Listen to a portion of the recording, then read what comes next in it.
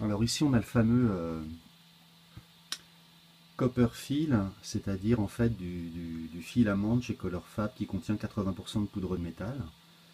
Et donc le gros problème c'est que théoriquement on peut imprimer du métal avec une imprimante normale. Je veux dire une imprimante 3D à bas coût de type RepRap qui fonctionne par impression par fusion de matière, FDM, par dépôt de matière. Mais le problème c'est qu'après ça donne rien du tout à part une couleur céramique, sauf si on polit longuement en fait la pièce pour avoir un rendu très proche du laiton, du cuivre ou de l'or. Et donc un tonneau à polir c'est assez cher. Le principe c'est un cylindre dans lequel on fait tourner les pièces avec des vis ou des morceaux de métal pendant une assez longue durée pour arriver à polir ces pièces. Donc ici j'ai un châssis de voiture radiocommandée trouvé sur un vide-grenier, un tube de Springles.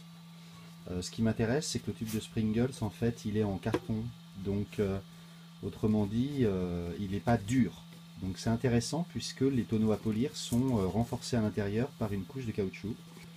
Et donc là, le carton, bah, à la rigueur, les tubes de Springles, ça se trouve. Donc derrière, j'ai relié directement l'alimentation du moteur sur un vieux transfo. Là aussi, les vides-greniers sont d'assez bons pourvoyeurs en transfo, avec des dominos.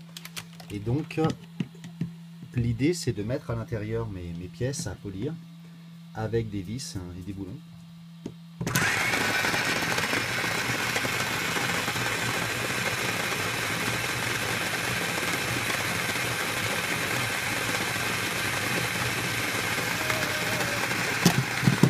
Et donc là, je pense que j'ai un tonneau à polir à un prix battant toute concurrence.